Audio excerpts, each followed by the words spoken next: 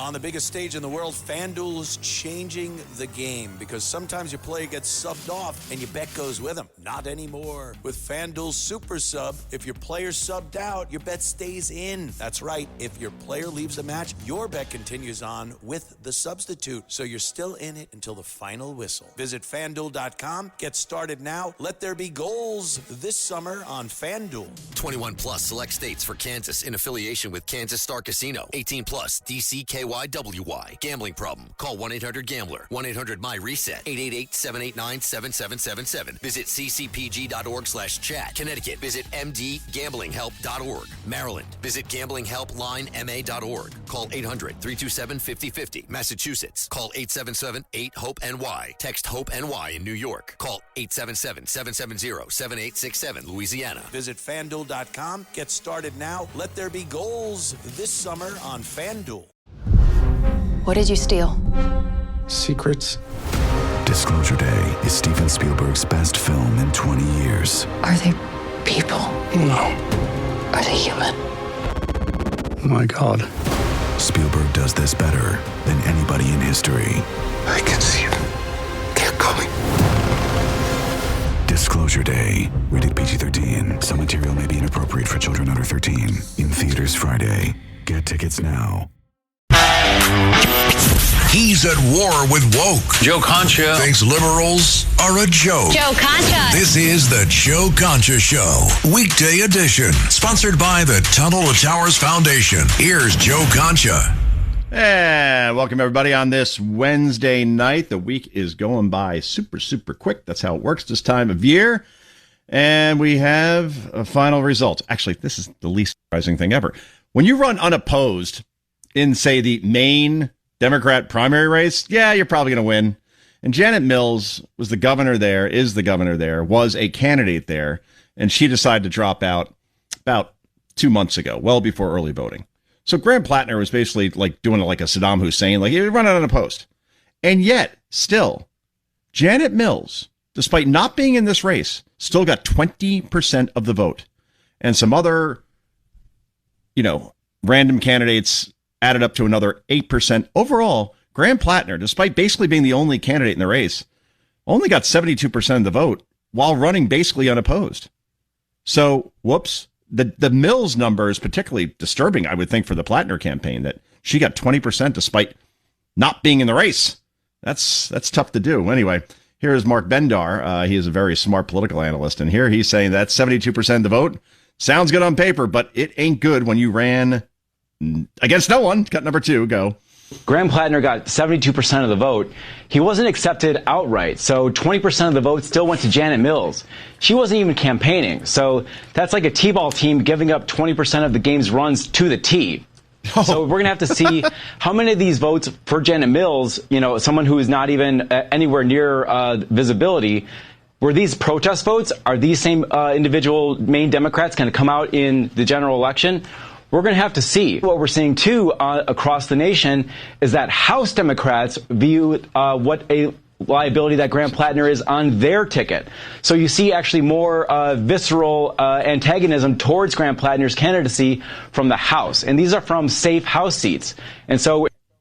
Yeah, I mean, that's great. It's like giving up 20 runs to the tee in T-ball. That's true, right? Stationary object, not doing anything. So that's where that stands at this point. And again, Susan Collins, I get she's a rhino. I get she doesn't vote with Trump all the time. At the same time, she is much better than the alternative, who is Graham Platner, who now is saying, my story, of pleasuring myself in porta potties and saying black people don't tip and saying women should be more adult if they want to avoid being raped, saying that women in the military shouldn't be able to lodge rape allegations against anybody else in the military. The guy who actually mocked a Purple Heart recipient for saving his platoon got shot 4 times and said the MRFer deserved to die. The guy who says that ICE should be abolished. The guy who says that DHS should be abolished. The guy who says that, oh boy, border security should be defunded. The guy who embraces communism. That guy, yeah. his story is one of redemption, especially the whole Nazi tattoo thing, which he blames on PTSD. And we're going to play a clip in a moment why that is such BS. But anyway, here's cut number 10. Go. And to any of those who feel let down or disappointed or disillusioned, it is my job to earn your trust, faith, and support. Redemption is not just some simple or easy destination. It's a journey. I've made mistakes in my life, mistakes that I regret, that I live with, and that I continue to learn from. And I'm still far from perfect. Oh, yeah. Every day, I wake up and I try to be a little bit better and a little bit kinder than I was the day before. Again, this is horse you-know-what. Because this guy, I mentioned the Purple Heart recipient. His name is Terry Daniels. And he continues, Platner does, refuses to apologize for wishing death on this person who took 4 bullets for his platoon. He also denies all sexual assault allegations against him, including, the whole throwing the woman into the bedroom and locking the door and not letting her out to the next day, leaving marks on shoulders because he was pressing on him so hard, yanking people out of cabs, could break an arm that way. Again, and all those sexting things that were going on while he was married. I guess that's no big deal in politics anymore. Oh, and being on that predatory website for children, Kick, doesn't apologize for any of this. So don't tell me about redemption, Graham Platner. You've apologized for nothing. And the Nazi tattoo, instead of apologizing for it, saying I shouldn't have gotten, I know what it was, and I got rid of it. For you to insult all of our intelligence by saying that you don't know what that was, a token cough. Concentration camp guards for 20 years when your ex-girlfriend said you bragged about it. Don't tell me about redemption. So that's basically the plan here at this point. He's going to portray himself as a victim of war, PTSD, and that's what made him do all these things. Except I don't see a lot of other military members getting Nazi tattoos and visiting porta potties for 5 to 8 minutes to have some fun with himself. And the things he said about blacks saying they don't tip. Does PTSD cause you to say things like that? I'm just curious. Probably not. It doesn't cause you to be an anti-Semite, a communist, and a racist. Oh, and he called all Maine voters outside of any Maine large population centers racist and stupid. Good luck getting those votes there, Platner. Anyway, so here's the plan now from the media. Here's Joe Scarborough, a Morning Joe. Joe used to be a Republican congressman. True story. And now, here's how he sets up Platner, talk about T-ball on the tee, for what he calls so-called scandals. In other words, even Scarborough saying, they really don't, these really aren't scandals. This is a Republican attack. This is the media going after you. And then ties it back to PTSD. Again, trying to portray this guy as a victim. Cut 7, go.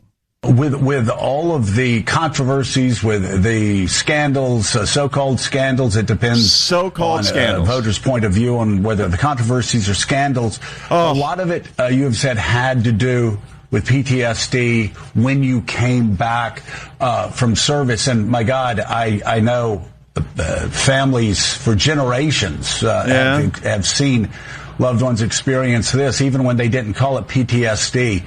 Oh, man. So if he had PTSD after coming back from war, what made him sign up to work for Blackwater exactly? Like, why would you want to go back into the situation like that if you suffer from PTSD?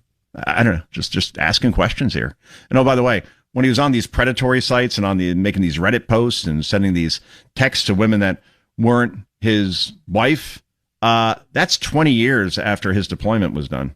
Do you still suffer from PTSD there? And again, what does PTSD have to do with going to sites like this or soliciting women, or maybe not even women, maybe girls? We don't know, right? Because these were blind posts that he was doing on that particular predatory site. But the text we know about, fine.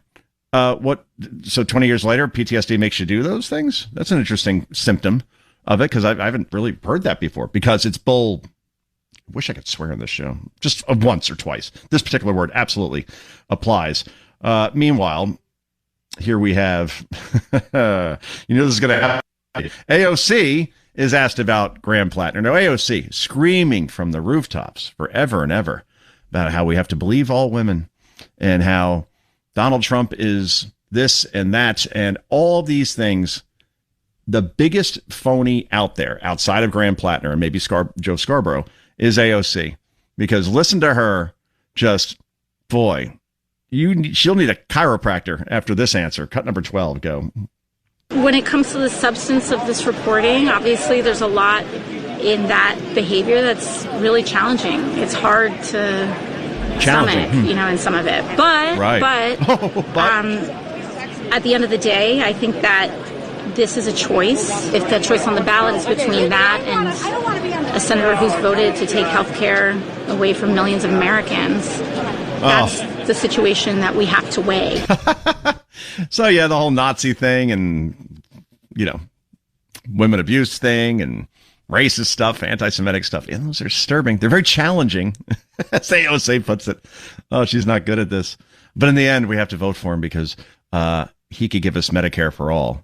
So I'm willing to look past all of that just for power. It's going to be fun when this guy loses.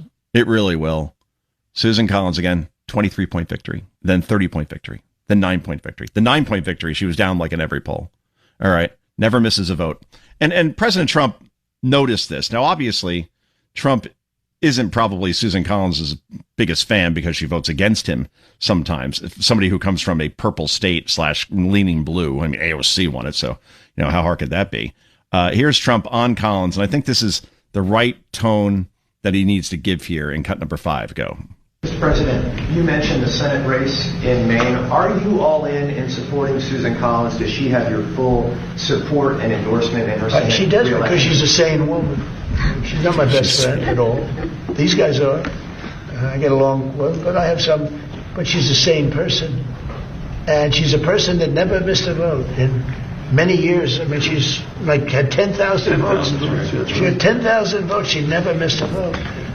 Unfortunately, because sometimes she voted against me.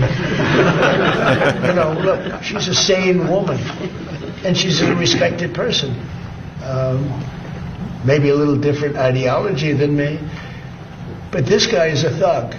He's a fake thug. He's a phony. I've made a lot of money picking out phonies. He's a real phony. He's a bad person. There you go. So Trump is not going to campaign with Susan Collins, I'm sure.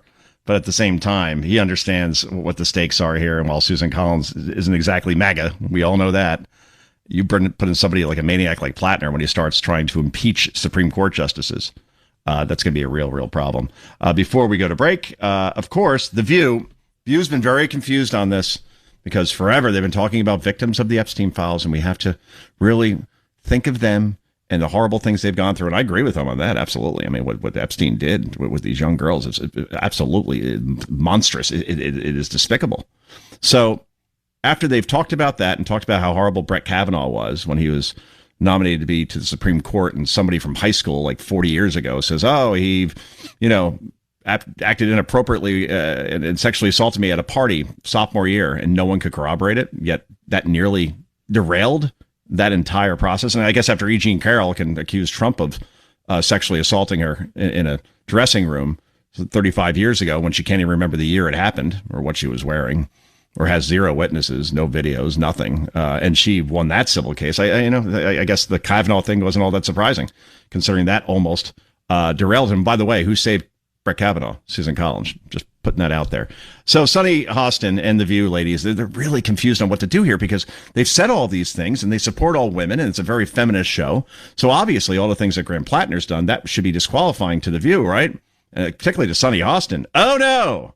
It's give me power, baby. Cut number 1. Go. Republicans at this point can ask us to take the moral high ground. There you go. That is over at this point. That's right. Oh, it's over now. It's a choice. I am sorry.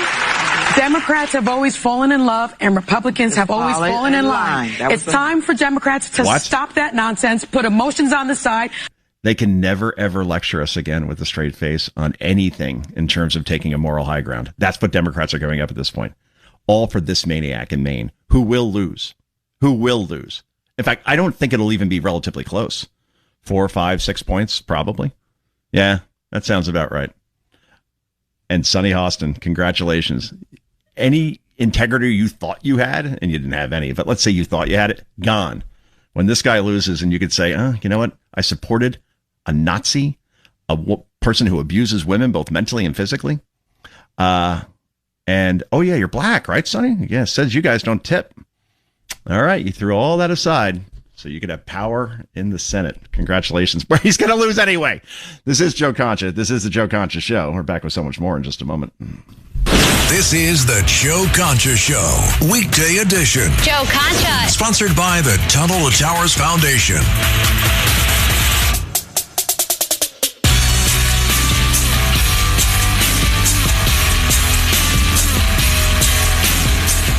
Born on America's darkest day of September 11th, the Tunnel to Towers Foundation has helped America's heroes ever since. Heroes like United States Army Sergeant William Bernard McKenna, who enlisted after 9/11 and served 2 tours in Iraq. Exposed to burn pits, McKenna later died from T-cell lymphoma, leaving his wife Dina and daughters Caitlin and Sabrina. Tunnel to Towers honored Sergeant McKenna by paying off the family's mortgage in honor of his sacrifices. Donate $11 a month and amplify your impact with a car or land donation. Go to T2T.org today. June is Black Music Month. We don't just celebrate music, we feel it. Few artists burned brighter or faster than Tupac Shakur. Born in Harlem, raised amid struggle and activism, Tupac became the poetic voice of pain, ambition, and survival. He could deliver raw street reality one moment and vulnerable reflection the next. Albums like All Eyes on Me turned him into a superstar, but songs like Dear Mama reveal the soul beneath the headlines.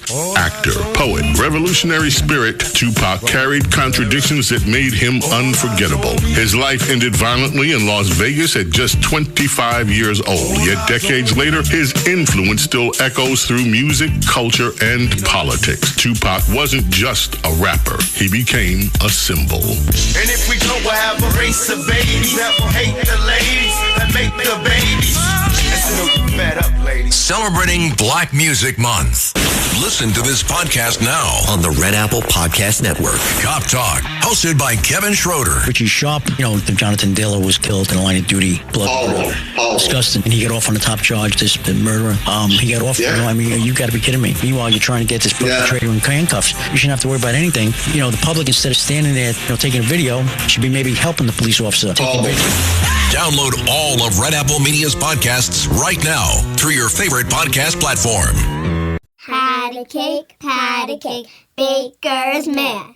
If your child has moderate to severe eczema that's not well controlled with prescription topicals, their itchy skin can feel uncomfortable when playing with others. Dupixent, dupilumab, helps kids as young as 6 months stay ahead of their eczema. Patty cake, baker's man.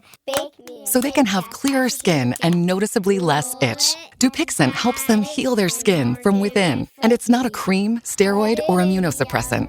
Severe allergic reactions, including skin reactions, can occur. Get help right away for face, mouth, tongue, or throat swelling, wheezing, or trouble breathing. Tell your doctor right away of new or worsening eye problems like eye pain or vision changes, skin symptoms, joint aches and pain, or a parasitic infection. Don't change or stop other treatments without talking to your doctor.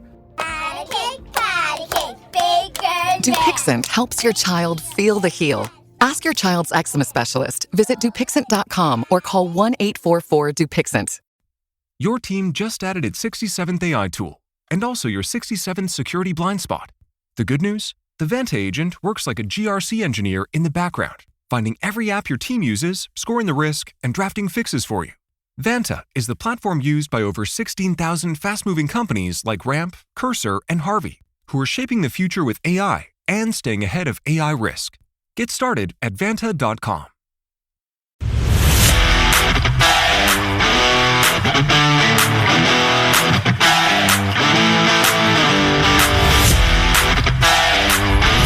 This is the Joe Concha Show, weekday edition, sponsored by the Tunnel to Towers Foundation. Here's Joe Concha. And welcome back, everybody. So, Zora Memdani, once again, taking to the microphone to say that we need to abolish ICE, which I wish Trump would rename that particular acronym already, where it could be the National Immigration and Customs Enforcement. And then it becomes NICE. So then guys like Memdani, when they're screaming about, we got to abolish ICE, they got to say abolish NICE. And that confuses like dumb people out there who don't know either one, quite frankly. But anyway, Memdani apparently is on the side of rapists and murderers and child molesters and sex traffickers and all the people that ICE is getting out of the country, because I guess this makes him feel like he is appealing to the far left which, that's the base that got him elected. So he has to keep saying this. Of course, he has no ability to abolish ICE in any way, shape, or form. And if you want to take the sides of illegals, especially criminals, over those you were sworn to protect as mayor of New York, roll the dice and take your chances. Cut number 11, go. They do nothing to serve in the interest of public safety. I've shared that directly with the president. I've shared that in public. It is a feeling that many New Yorkers share. And I also do believe that ICE as an entity is one that should be abolished and that we should return to an immigration system that has more humanity. Oh, okay, more humanity. Tell it to Lincoln Riley's parents. Again, I don't understand this position, like remotely. Abolish the whole thing? Okay, then who enforces that sort of, customs and legal immigration? What do we do? Oh, that's right, we let them stay. Then we give them permanent citizenship so they can vote for the Zohran Mamdanis of the world in perpetuity. That's what that's all about. And he gets this bailout from Kathy Hochul, upstate New York. The billions that are spent on housing illegals, taking care of illegals, to Mamdani, no big deal. I'll just get another bailout from New York or state or wherever else. Does not even impact him in any way, shape, or form. I got to see some poll numbers on him. Because, again, none of these promises that he said would be coming haven't come yet. And it's not like, oh, Joe, he just took office. We're 6 months in. If I even saw remotely any progress in any way, shape, or form towards free busing and free childcare for all and those grocery stores that he says are going to be built, breaking ground, something. I didn't see the thing, right? And taxing those billionaires. How's that going with billionaires fleeing the city like Ken Griffin and the $6 billion project that he was going to put down here? But AOC chased away Amazon. So this is the thing with the Mamdanis and the AOCs of the world. Okay, before we go to break, I got to play this. This is how you talk about illegal immigration. This is common sense stuff. This very well will be president of the United States one day. This is your Secretary of State. Cut number 22. Go. Things I see a lot in South Florida are people that have been in this country that maybe came from Cuba 45 years ago. They've worked here their entire lives. They retire. They get $800, $900, $1,000 a month from Social Security. And then they run into somebody who just got here from Cuba 3 months ago, is 29 years old, doesn't work, and is given $1,500 a month in benefits by our government because they're refugees. That refugee, a year later, is traveling back to Cuba 15 times.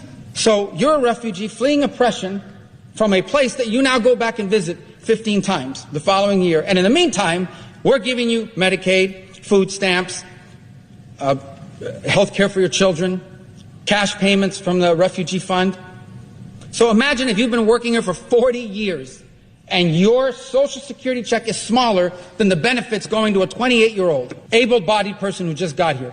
This is why I got to see a Marco Rubio AOC presidential debate. Please give that to me. Just once. Because, oh boy, she might leave the stage. That's how good that argument is against whatever slop that she would put out. Outstanding. We're going to talk more about Gavin Newsom's California when we come back in the Joe Concha Show. Please do stick around.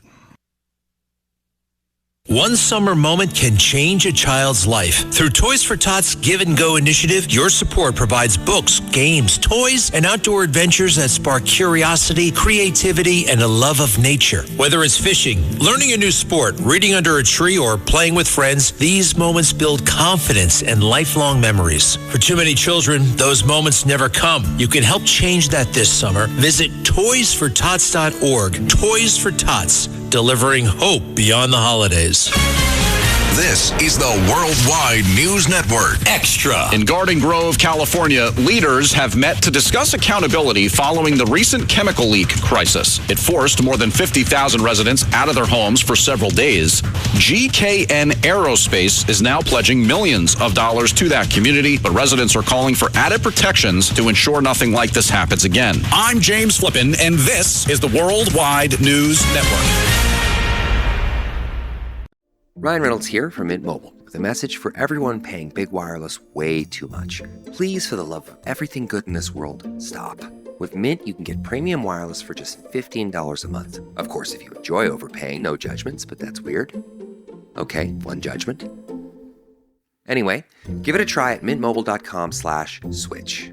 Upfront payment of $45 for 3-month plan, equivalent to $15 per month required. Intro rate first 3 months only. Then full price plan options available. Taxes and fees extra. See full terms at mintmobile.com.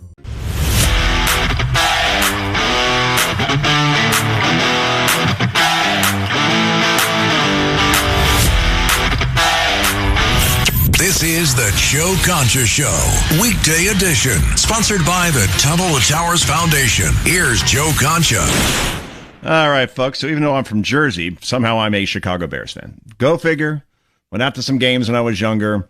Then when I was at an impressionable age, I can't say that word. Impressionable. There we go. Got it. Don't say that word very often, clearly. But when I could be influenced by bandwagon thought processes. In other words, my son is a Rams fan because the Rams are always good, right? And they got a great quarterback in Stafford and great receivers and just nice colors and all that stuff. So he is now a Rams fan.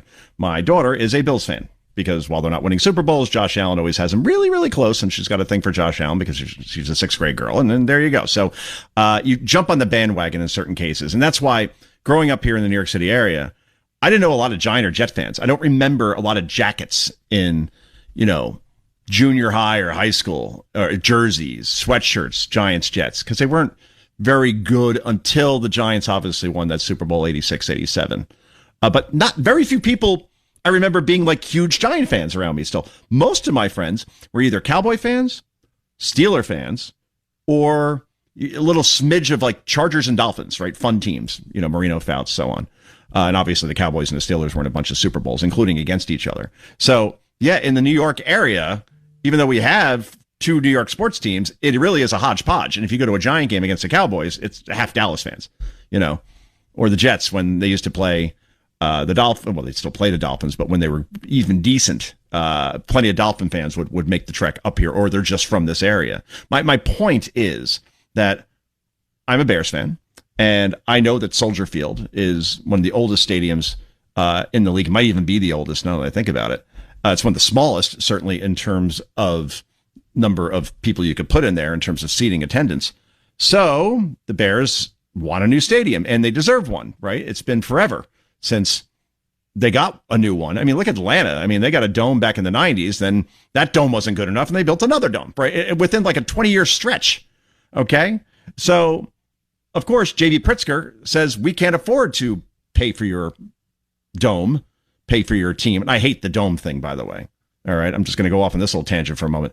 Detroit Lions, right? Big weather advantage in Michigan. They play in a dome. Have they ever been to a Super Bowl? No.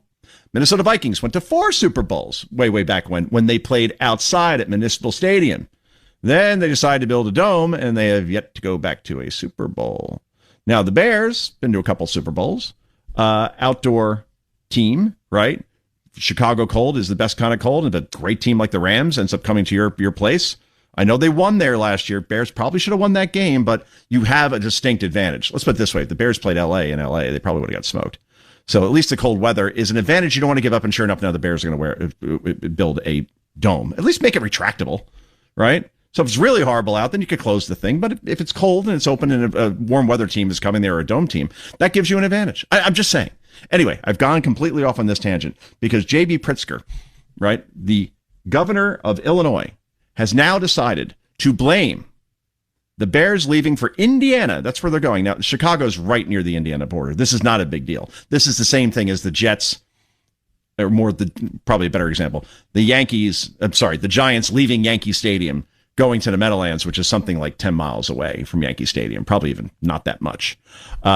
So that's what this is like. They're going to Indiana, but it's not like they're going to, where they filmed the movie Hoosiers. Like, it's literally on the border of Illinois and Indiana, but they'll still be in Indiana. And symbolically, that's horrible for the state of Illinois. All that revenue that they're losing to a red state like Indiana, which will now have 2 NFL teams, the Colts, of course, and now the Bears. Anyway, here is Fred Flintstone, J.B. Pritzker, blaming Greg Abbott, the governor of Texas, for why the Bears are leaving Chicago after 195 years. Cut number 18, go.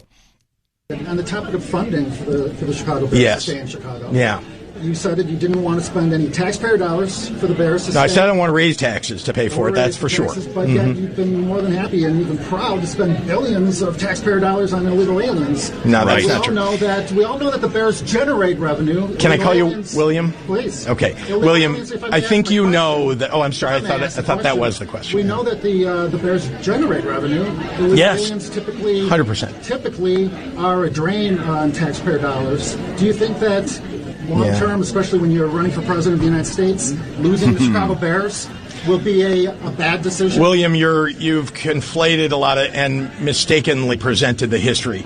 You may not recall that it was the governor of Texas, Abbott, who decided to throw people onto buses and ship them across the country, 55,000 of them, to the city of Chicago, to the state of Illinois. Yeah, we didn't get much help from the federal government to deal with that. And so the question you have to ask yourself is, in a humanitarian crisis, when people are arriving in the middle of winter often, without the proper clothing, certainly without food, without shelter, were we just going to let them starve or freeze and be on the streets? And the answer was no. What we had hoped was... So you hear this, right? J.B. Pritzker has said over and over again that Chicago and the state of Illinois will be a sanctuary city and a sanctuary state, welcoming all illegals, and said nothing about Joe Biden's open border, AutoPen. Why am I even saying Biden had anything to do with it? The AutoPen's open border. And Pritzker, over and over again, has said that he will not allow Trump to send the National Guard to Chicago, and more importantly, will fight ICE at every turn in terms of taking illegals, especially criminals, out of the city of Chicago and the state of Illinois.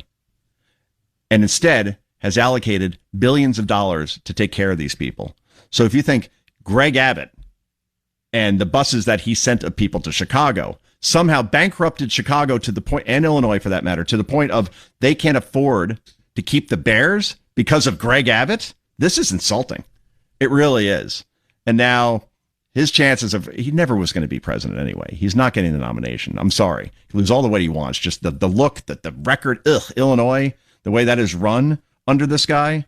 He's like Newsom, but like a bad looking version of Newsom who can't lie as well. And that means he's not going to come close to getting the nomination. And if you look at polls now, he's at 1%, 2%. That probably won't change. But the Indiana Bears, get used to it. They'll still be called the Chicago Bears, just like the New York and Jets and Giants are still called the New York Jets and Giants, even though they play in New Jersey. So that won't change too much. Meanwhile, a verdict in the Karmelo Anthony trial. As you know, Anthony found guilty of murdering Austin Metcalf, football player, at a school where Karmelo Anthony, as an opposing participant, competitor, decided to sit under the tent of the home team and then was asked to leave by the home team because you can't do that, right? It's like a baseball game, going to the other team's dugout, taking a seat. And when he was asked to leave, he would not leave. And I'm talking about asked to leave no less than 15 times. Right, please, this is our tent. You got to leave. And sure enough, Karmelo Anthony, after Austin Metcalf, didn't shove him, just kind of like, come on, man, you got to go. And kind of like not shoved, not pushed, but like guided him with his hand on him. And Metcalf was stabbed in the chest cleanly, like right to the heart kind of thing, blood gushing everywhere. He died right there in the spot with his twin brother watching this, by the way. I mean, just horrible. So you tell me what the defense is here exactly. What are you doing, A, bringing a knife to a track meet? And then B, not because of like some knockout brawl confrontation, somebody pulls a knife, a gun, and you have to defend yourself. And that was the defense argument, that it was self-defense. No. And then you kill this kid who, trust me, Austin Metcalf, top student athlete, no record of any trouble whatsoever. This is an absolute tragedy. And the fact that this is even a debate right now as far as the verdict, open and shut, but because there's race involved, of course, because Karmelo Anthony is black and Austin Metcalf is not. Therefore, this became one of those kind of trials. Anyway, well, Jasmine Crockett, who represents the district where this happened, has this to say. And again, thank God this person, I mean, she could have been the Senate Democrat nominee in Texas and got beat by James Tallarico. I don't know which one's worse, but Jasmine Crockett is, well, right up there, basically, because here is what she says, what she would have done if she was in Austin Metcalf's shoes. This is cut number 8. Go. If a 300-pound man is beating me, like on top of me and beating me down, I'm not limited to fist. That is a lie. That is an absolute and total lie. No one was beating anybody down. No one was on top of anyone.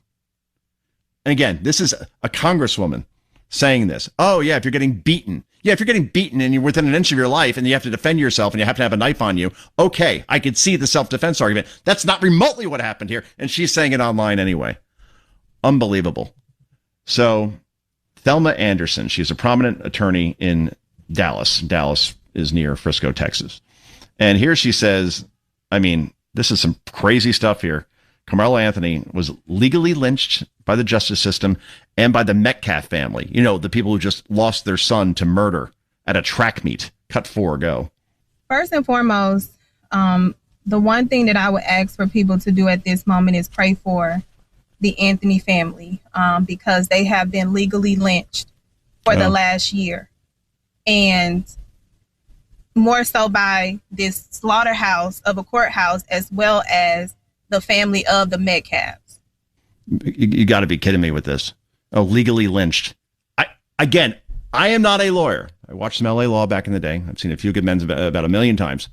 But I'm sorry. Just as a guy on the couch, just watching this, kid goes to track meet, brings a knife, provokes the other side by sitting under their tent, is asked to leave 15 times, and when gently moved, decides to stab a kid in the heart, kills him right there on the spot. What other conclusion can you come to? It's not self-defense. And Jasmine Crockett, a 300-pound guy was on top of him, beating him. No, not even close. Every witness says that didn't happen. She should be impeached for that. I'm sorry. You can't just say things like that, or at least sued for defamation. That's an absolute joke. Meanwhile, you're going to love this. Way back when, there was this race in 2020 for president. And Michael Bloomberg, 3-term mayor of New York, ran the city quite competently. New York probably was never better, quite frankly. Giuliani obviously turned everything around and set the stage for Bloomberg, basically just to mimic what he did as far as law enforcement. But overall, as a business, everything. New York was quite nice in the late 90s and O's, whatever you're going to call them. Aughts. Yes, thank you. So then Bloomberg, with a lot of money and political success, business success, decides that he wants to run for president. And Elizabeth Warren, boy, the champion of women, protects all women, all victims of sexual harassment. She, on a debate stage, completely undresses, not literally, Bloomberg here because he had some women sign some NDAs. And that was not going to stand. Cut number 14, 2020, go. So, Mr. Mayor, are you willing to release all of those women from those non-disclosure agreements so we can hear their side of the story? Oh, yeah. Can we hear their side of the story when it comes to Graham Platner and all the women that have said that he wrote some pretty sexually explicit things to them or may have hurt them physically, locked them in bedrooms for entire evenings before letting them out the next day? Well, here's Elizabeth Warren now 6 years later, and boy, she sounds much, much different on this issue. Cut 15, go. And people are ready to vote for someone who will actually fight for them. Not just nibble around the edges, not just wimp out at holding the rich and powerful accountable. Graham Platner has the grit to go against the grain and to fight for what is right. This will damage the Democratic Party for years and years to come. Never again can they play the fascist card, the Nazi card, have that moral high ground. They're putting all the chips in the middle of the table for this guy. And whenever they talk about this stuff again, as if they have the moral authority, they have now completely and totally lost it. And oh, by the way, as I said before, I'll say it again. He's not winning. This is Joe Concha. This is the Joe Concha Show. We wrap this puppy up in just a moment. This is the Joe Concha Show, weekday edition. Joe Concha. Sponsored by the Tunnel to Towers Foundation.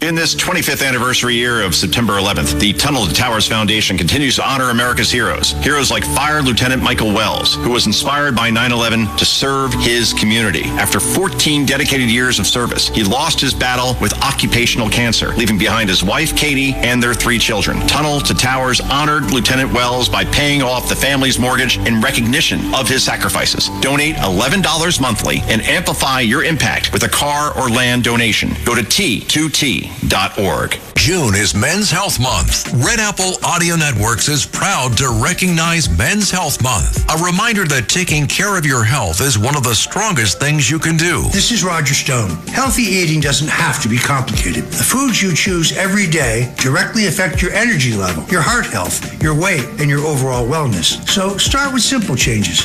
Drink more water. Add more fruits and vegetables to your meals. Choose lean proteins and reduce processed foods and excess sugar. Skipping meals or relying on fast food regularly can leave your body running on empty. Instead of focusing on perfection, aim for consistency. Preparing meals ahead of time or making healthier swaps can go a very long way. Remember, nutrition is fuel for both body and mind. Making better choices can lower your risk of chronic disease and help you feel stronger, more focused, and more energized every day. Join Red Apple Audio Networks in supporting healthier lives for men everywhere. Learn more about Men's Health Month and take charge of your health today. Listen to this podcast now on the Red Apple Podcast Network. One Tough Podcast with Bo Dietl. Hey, Mayor Mondami, you want to listen to me? You should go back to Uganda for vacation to your multi-million-dollar house, you little smiley punk. Stay away from my 9/11 area. Nobody wants you near where the sacred ground is. You hear me, Mondami? I don't want to see you there. Download all of Red Apple Media's podcasts right now through your favorite podcast platform.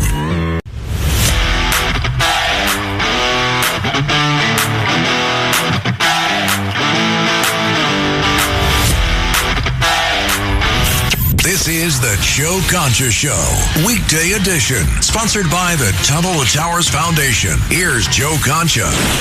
Welcome back, everyone. So in California, now some actual reporting happened here. Of course, it didn't come from CBS, NBC, ABC, CNN, Washington Post, New York Times. Oh, no. Just basically an independent journalist who decided to go down to Skid Row.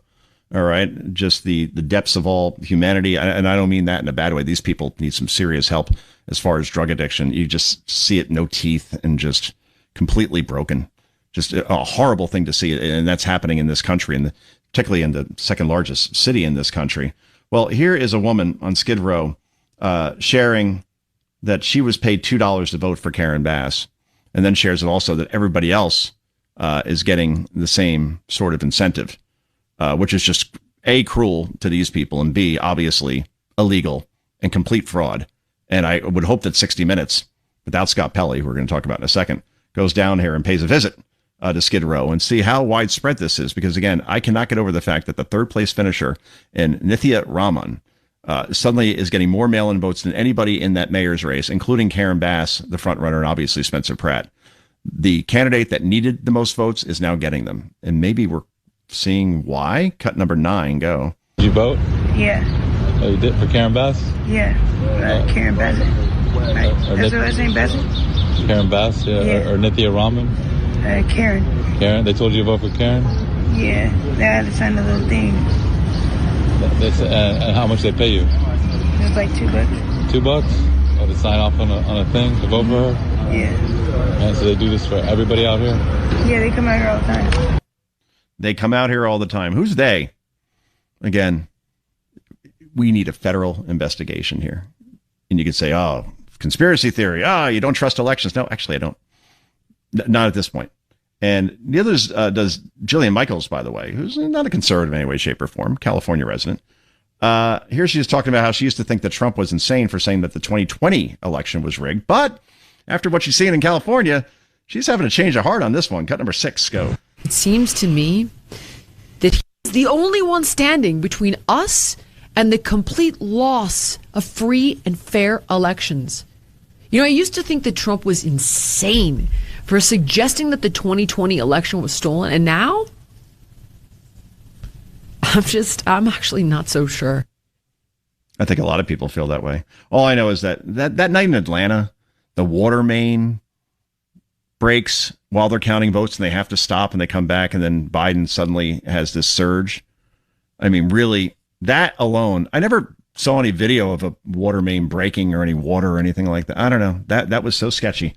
So many things around that election sketchy, especially the part of Joe Biden, who barely campaigned, getting 81 million votes. Imagine that. 13 million more than an actually, a good campaigner, a good orator in Barack Obama. 13 million more. Anybody want to explain that? I know I can't. Before we wrap this puppy up, let's go to a little flashback here of Scott Pelley saying, I served in combat in Iraq, in Afghanistan. Yeah, And Megyn Kelly responds to this in the only way that Megyn can. This is cut number 23. Go. I've never worn the uniform. But I've been in combat for this country. No, you haven't. In Afghanistan. No, not Iraq. Combat. No, not combat. Kuwait. Been shot at. No, you haven't. Spent nights in foxholes, filling up with water in the desert. Ooh. Yeah? I'm not aware that the President of the United States has ever done any of those things for his country. Oh, okay. MK, take it away. Cut 24. It's all yours. You know what, Scott Pelley? There are a lot of ways to serve, as you yourself seem to be intimating. You didn't don the uniform. Those acts were in service of journalism. That's why you did them. I don't begrudge you any moment of it. How dare you begrudge Donald Trump the sacrifices he's made? That's good. Absolute arrogance and nerve of that. Yeah. To suggest that because Trump didn't wear the military uniform, he's done nothing for America. Donald Trump could be sitting in Balmoral, Scotland, at his golf course, enjoying what's soon to be his 80s.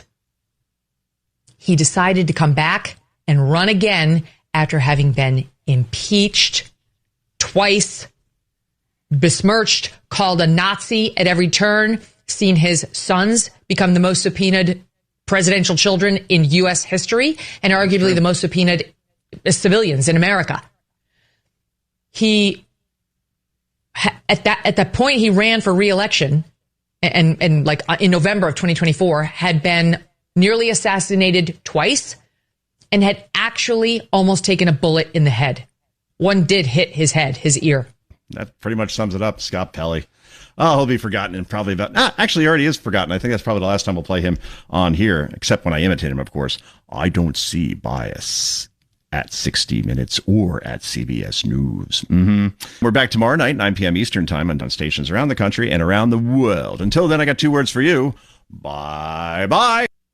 Thanks for listening. The Joe Concha Tunnel to Towers Foundation Sunday Morning Show. You can hear the Joe Concha Tunnel to Towers Foundation Sunday Morning Show. Sunday mornings at 10. If you like the podcast, share it with your friends and listen anytime at WABCRadio.com and download the WABC Radio app. Hit that subscribe button on all major podcast platforms. Plus, follow WABC on social on Instagram, TikTok, Facebook, and X. See you next time for a new episode, so you never have to wonder. What the heck is going on here?